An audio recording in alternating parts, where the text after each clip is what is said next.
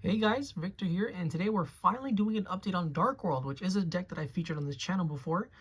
Just unfortunately, it didn't really get much support, and like nothing about it's actually changed until now with the release of Duelist Nexus, which introduced Dark Corridor, which I think is just another fantastic card that helps this deck tremendously. Unfortunately, as long as things like Kashtira, Drone Lockbird, the Bestials, and Dimension Shifter exist in the metagame, this deck is just not going to be able to live up to its fullest potential. So it's pretty firm at the rogue, but if those problems do get addressed at some point within the next Forbidden and Limited list, uh, definitely expect to see this deck pop up a lot more often. So with that out of the way, let's just jump straight into the deck profile. So kicking off the monster lineup, we're going to be playing 3 Reign-beaux Overking of Darkworld. This is, I guess you can still consider this one of the newest additions to the deck because it was released with the Darkworld structure deck remake. And what it does is when this card is discarded, you can add 1 level 5 or higher Darkworld monster from your deck to your hand. And much like Grapha, Dragon Lord of Darkworld, it can bounce a level 5 or higher monster you control to your hand to special summon itself from the graveyard. And they don't activate because they're inherit summons, if you want to use the unofficial terms. So yeah, and speaking of Grapha, we're going to be playing 2 Grapha, Dragon Lord of Darkworld. Typically, I'm pretty sure you only see people playing 1 Grapha just because it is technically kind of a break, and just being able to destroy 1 card isn't all that great if I'm being honest.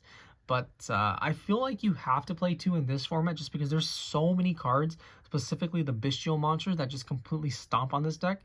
And 1 key Bestial hitting your 1-of Grapha can sometimes just straight up lose the game entirely. So you want to have like that little extra bit of insurance with the double Graphas. And for the same reason, we'll be playing 2 Sillva, Warlord of Darkworld. When this card is discarded, it special summons itself from the graveyard. And then, if this card is discarded by your opponent's card, you can just basically hand loop them for 2. But they get to choose.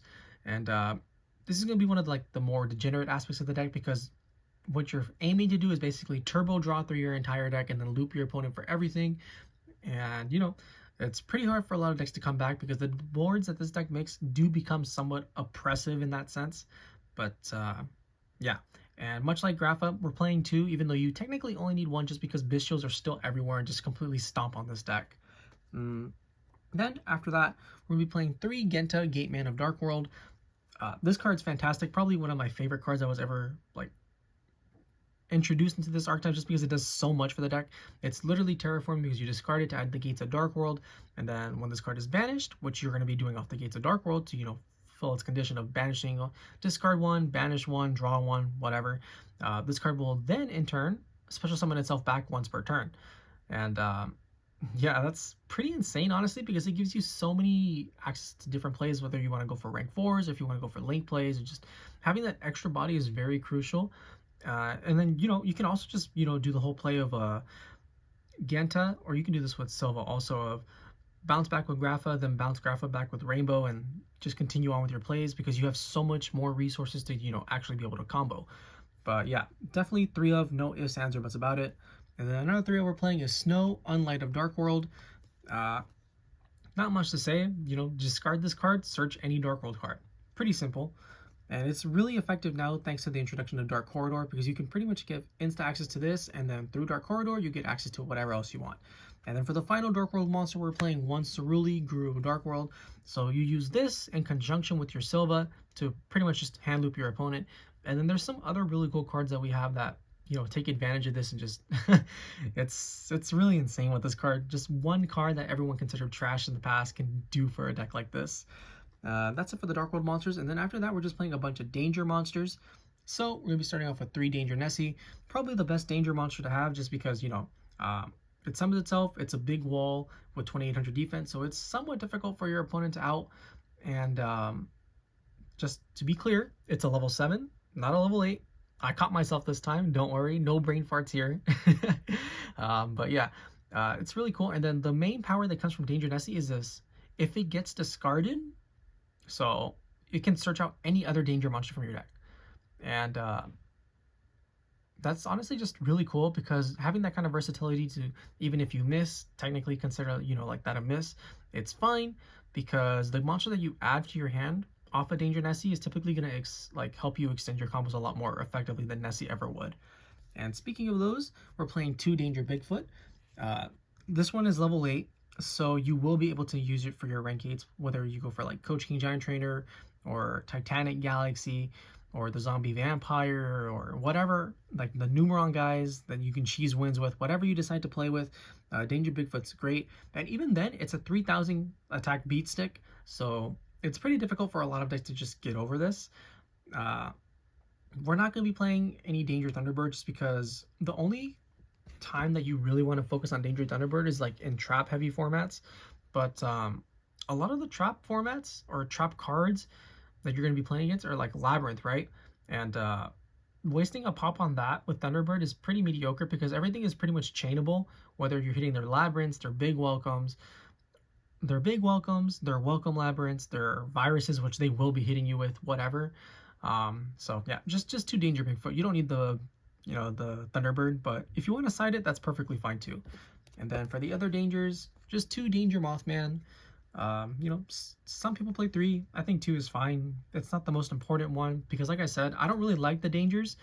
I think they're fine, but a lot of the times they just are somewhat underwhelming, and then you have to rely really heavily on luck, which I know is rich coming from a tier limit player who relies on luck to play his deck. But there's a big difference between milling cards and having to, pray that your opponent hits like one of the 5 good cards in your hand. So I don't really like putting too much emphasis on this, even though you do have to play them in this deck. We're playing 1 Danger Chupacabra, and for the final danger, 1 Danger Jackalope. You might be saying, where's Danger Tsuchinoko? For some reason, I don't have it. But if I did, I'd probably take out like a Sillva or a Grapha, if I'm being honest, or maybe even like the Chupacabra, because it's pretty mediocre in most scenarios. But yeah, with that, that's the monster lineup, and now we can move on to the spell and trap portion of the deck. We're going to be kicking off the spell lineup, of course, with the Gates of Darkworld. No ifs, ands, or buts about it. This is probably one of the best, if not the best cards in the deck because it literally does everything for you. It's literally been a 3-up ever since its creation back in 2011, and you banish a Fiend monster from your graveyard, discard a Fiend monster, and draw a card. And as mentioned previously, the main combo that you do with this is you go Genta, add Gates, activate Gates, then you discard something like Snoww, for example. Genta's effect will activate as chain link 1, or you can make it chain link 2, it doesn't matter. You can chain block with it because I'm pretty sure it's not mandatory.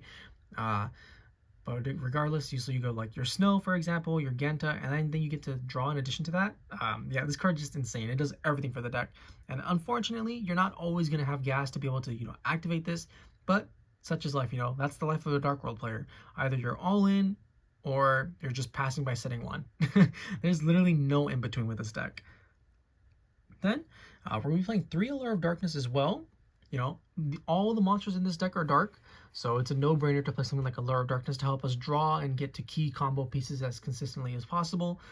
Typically, you don't want to banish your Darkworld monsters. You'd much rather banish like your Danger monsters or whatever, but sometimes you just have to get rid of those key pieces, and it's really good that we're playing 2 Grapha and the 2 Sillva as well, because it gives us a lot more leeway with what we're able to actually, banish off of this. Then, after that, the next 3 we're playing is 3 Dark Corridor. This is the newest card to come out of a Duelist Nexus, and it's insane, because what it does, even though it's only once per turn, it adds any Darkworld monster from your deck to your hand, and then you discard 1 card. So you can discard literally whatever you want, but in addition to that, it gets you any Darkworld monster you want. Now, typically, what you want to do with this is like, you go activate Dark Corridor, get Snoww, discard Snoww. Snow's effect will get you Genta. Genta's effect will get you Gates. And then, from there you just proceed to try and full combo. But, sometimes there are like other situations where that's just not possible, or you draw this into like mid to late game or your mid combo or whatever. But it's still a really fantastic card because you just want to get access to it as soon as possible to help get your engine rolling. And then, after that, we're going to be playing 2 Triple Tactics Thrust. So I said previously that Bestials are running everywhere, especially if you're playing against like Dragon Link, where they actually main deck that, or Branded, for example, which also main decks some Bestials like Saranir. However, if your opponent isn't playing Bestials, this card is still very much live because of the fact that we play Ceruli. Ceruli goes to your opponent's field and becomes their monster, and then they activate the effect, and that helps meet the conditions for Triple Tactics Thrust, which in turn searches our deck for any normal spell or trap card. And there are some pretty degenerate things that we can search. The first one being card destruction, which, you know, if you resolve card destruction in Darkworld, a lot of the times, as long as you don't end up getting drolled, the game straight up ends right then and there. Or you can add triple tactics thrust, which is probably the safer of the two, because your main combo, as I stated earlier, is Ceruli, discard Sillva, loop 2, repeat the process, Ceruli, discard Sillva, loop 2 more. However, with Sillva's wording, it has to specifically loop back too. So typically you're not going to be able to lose or make your opponent lose their final card, and that's typically going to be like the best card that they have in their hand to help them try and break your board. So thanks to Thrust, you search out the talents, and then you rip out the fifth and final card of their hand, and with just one card to top deck, they're not going to beat your board, because your board is going to be massive and just have like multiple negates, and yeah, the game is literally a wrap once this combo is pulled off. Then, after that, you're playing one Darkworld accession. This is going to be your fusions, you know, your polymerization basically to fusion some of your fusion Grapha. But it also has like another cool effect where you can discard a Darkworld card from your hand to add this card from your grave back to your hand. Yeah, you know, solid. And then after that, we're also playing one Darkworld Archives. This one, you know, discards one Darkworld monster, and if you do, Darkworld monsters you control gain attack equal to the level of the one you discarded. But it doesn't really come up all too often. It's mainly its secondary effect where, like, you know, if a Darkworld card is discarded off of... If a Fiend is discarded from your hand by the effect of a Darkworld card or an opponent's card effect, even during the damage step, you can discard one card, then draw 2 cards. So it's good, but just be aware, this does not work with Dark Corridor, because Dark Corridor is not a Darkworld card. So don't go cheating, okay? I'm telling you right now. If you activate Dark Corridor, it does not trigger Archive's effect to help you discard 1 to draw 2. And then after that, also just one Call by the Grave. This is pretty much your only, you know, offense against cards like Draw Unlockboard or Dimension Shifter. And fortunately or unfortunately, as I always say, depending on which side you sit on, it's at 1, so the chances of you having it are pretty low, but if you do have it, you know, you're probably going to win the game. And then for the final card, it's going to be a trap card. We're just playing one skill drain. There are times, you know, where like you can't get everything, but if you have like the skill drain, this deck turbo draws through everything, so you can just set the skill drain, and it's typically more than enough to beat most decks, as long as it's not like Labyrinth, probably, because it's just that powerful of a floodgate currently in the game. And with that, that's the main deck, and now we can finally move on to the extra deck. There's nothing too crazy about this extra deck, you know. We're going to be starting off with 2 Grapha, Dragon, Overlord of Darkworld. It's big, 3200. It's basically a free negate, because it changes a card's effect, you know, that your opponent activates into you discard 1 card. So, you know, solid. Then we play some Xyz monsters. We're playing Bagooska, really important for when you do end up getting hit by Dimension Shifter or Drone Lockbird to help you buy a turn. You have number 62 Dugares, the Timeless. This card's fantastic because it's another combo piece that, you know, draw 2, discard 1 at the loss of your next draw phase, but that literally does not matter, because you're basically winning the game anyways at that point. And sure, there are some times where you get desperate and you don't have anything, but that's just the risk you take with this deck. Then we're also playing 1 Coach King Giantrainer. This is your win condition for when you go into time, because, you know, as long as you draw a monster, you will be inflicting 800 damage, and you get 3 chances to try and draw a monster. So yeah, you have to play this, and it does, much like Dugares, boost your consistency.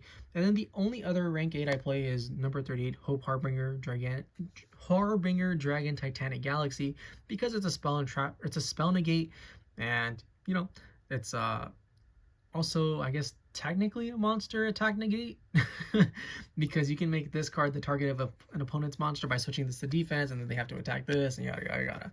But yeah, it's mainly just because it's a spell negate. But when you pair it with like the Sillva loop and all that, you're basically just adding insult to injury at that point. Then that's it for the Xyz monsters, because this deck plays a bunch of links. So we play Security Dragon and Akashic Magician, basically the same thing. They just return your Ceruli back to your hand, so you can loop them again and, you know, cause your opponent to lose 2 more cards. You play Muckraker from the Underworld. Sometimes you get desperate, and Muckraker is the perfect card to bail you out, because you just discard a card and then you special summon a Fiend from your graveyard, which, you know, does sometimes happen, not often, but it's nice to have the option to do it. Then you play Nightmare Phoenix and Nightmare Unicorn, just nice generic destruction to help get rid of annoying traps that your opponent may have, or just annoying cards in the form of a unicorn. Then after that, we play 2 Link 4s. We're playing Appaloosa, Bow of the Goddess. This deck has a lot of monsters on field, so sometimes, you know, Appaloosa is just the right play because it can end games on its own.